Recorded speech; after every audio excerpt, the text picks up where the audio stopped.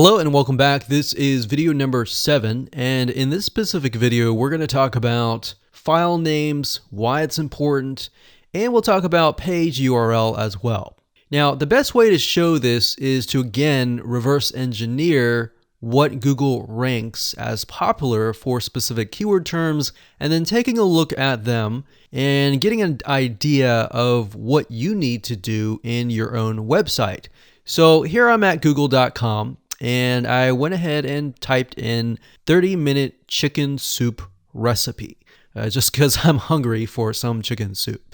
So as someone who is interested in this particular area, I've typed it in, I've clicked on the images, and I'm looking for something that really appeals to my eye. So image search is not just about trying to game the system, but really trying to appeal to that specific person who is typing in that keyword.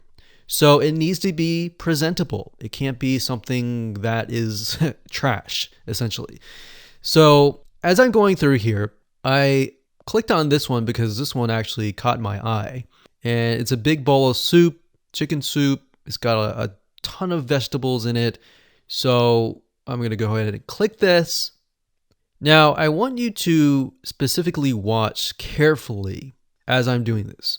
So, for example, I'm looking at the image here, and the next step is to click Visit.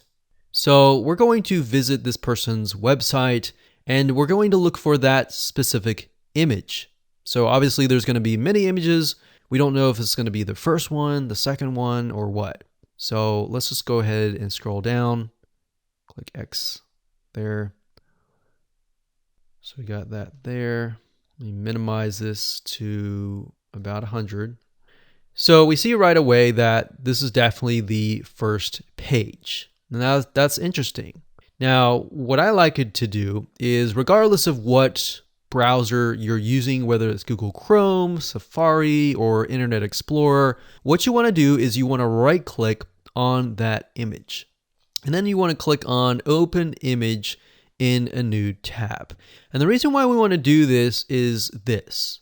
So we can see here that this is the file name. It says chicken noodle soup -5.jpg. So Google's going to read the file name. So they can see that it is chicken soup, noodle soup. And if you think about it, that's what I typed in, chicken soup. So that's relevant, right? And it's going to look at the URL as well. So it's not just going to look at the file name, but it's going to look at the category name and all of that. It's also going to take a look at the page it's on and the, of course, like we talked about earlier, the words that surround it. Now, speaking of file names, if your file name, let's say, for example, in this case, chicken noodle soup, your main keyword is chicken noodle soup, but you have a file name that says something like 12345-!.jpg. If that's the case, then that's a big mistake there. And all you have to do is simply change the file name, link it, and that's it. So in terms of file names or page URLs, that's all you have to do. So we can obviously see that this is the third highest ranking image for that keyword term, and Google sees this as relevant. Now, if we go back to the search that we did earlier, and let's just scroll all the way down to the bottom somewhere, and just see kind of an idea as to why maybe they're all the way at the bottom.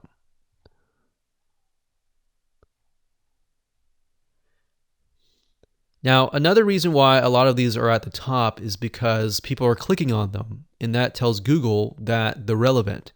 So a lot of these may not, as we can see, we scroll down further down, they don't look like the normal chicken noodle soup. And that's because people are interacting with it. So that's why I said you can't really game the system, because this is all about human engagement and interaction. Now this one here says 30-minute chicken soup. Now that's a YouTube video, so that we're going to keep going down. Tomato chicken soup.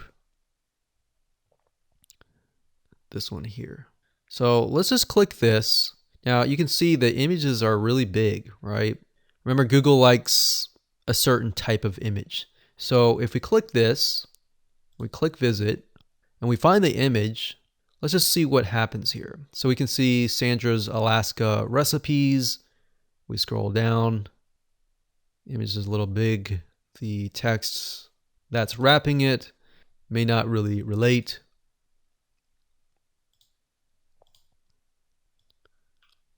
So see that? So the file name is way too long. The page URL is way too long. And that's another thing. When I talk about page URL and file name, they're all together, clumped together, but your page URL, you want to make sure that it's short. You don't want to have it too long. So we can see that the file name here is chicken%2 b noodle soup cheddar cornbread.jpg. So the problem with this is that there's all these %2 signs and all that. What you need to do is, if you have spaces, use hyphens. So it should look like this, like a hyphen. Don't use underscores, just use hyphens to kind of signify spaces.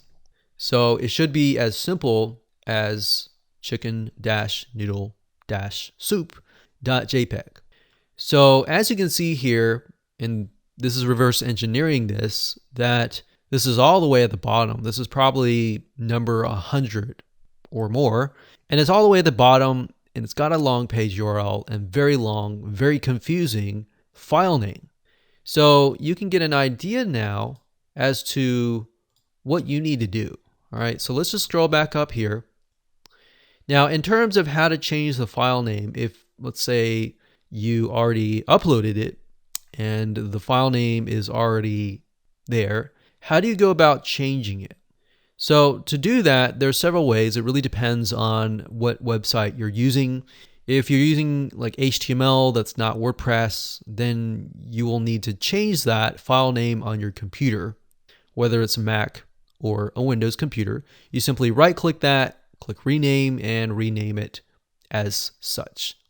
Now, if you're using something like WordPress, you can simply usually you can go into the image editor and you can change the name there. Or sometimes, a lot of times, what I recommend is installing a WordPress plugin such as Yoast SEO. That's yoast.com/WordPress. And if you just go here and you click on Yoast SEO, install that, you'll be good to go.